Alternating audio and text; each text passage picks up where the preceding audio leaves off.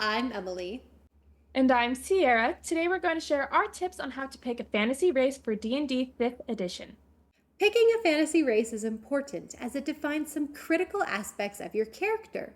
It shows key features and traits that come from their fantasy race and already brings in a rich culture. When choosing which fantasy race you want to be, keep in mind what kind of character you want to play. For example, if you want to be sneaky and enjoy second breakfast, a halfling may be your first choice. Or if you want to rage smash your enemies, a half-orc may be the one for you. Whatever playstyle you're looking for, here is our synopsis of the main fantasy races you can be in D&D 5th edition. Dwarves are short, stout, and stubborn like nothing else. They value their social standing, crafting skills, and while they're adults at age 50, they can live up to 350 years old.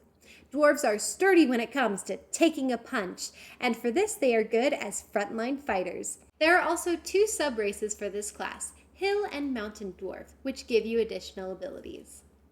Elves are slender and elegant with high expectations for everyone around them, but can find good in almost anyone. Since they live over 700 years old and become adults at 100, they have a broader perspective on life than others.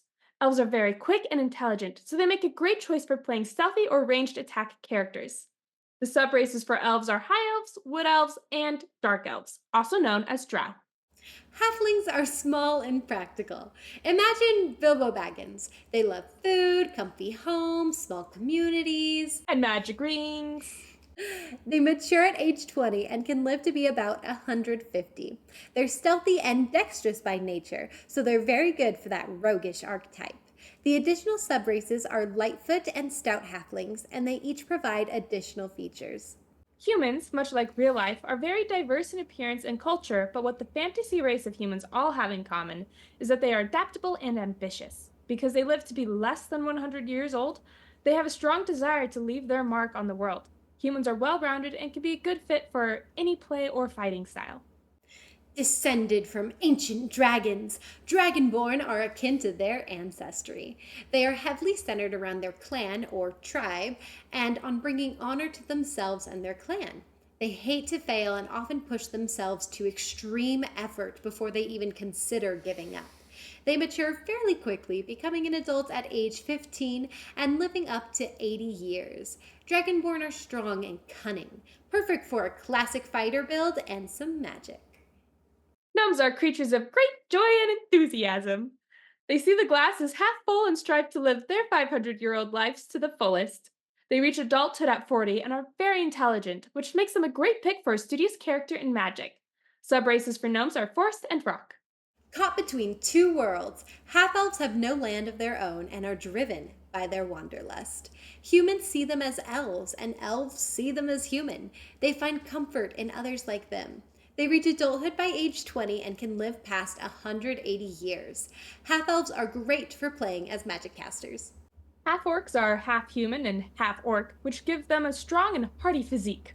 They take great pride in battle scars and relish in the chaos of battle. They mature at 14, and if they manage to survive their deadly adventures, they can grow as old as 75.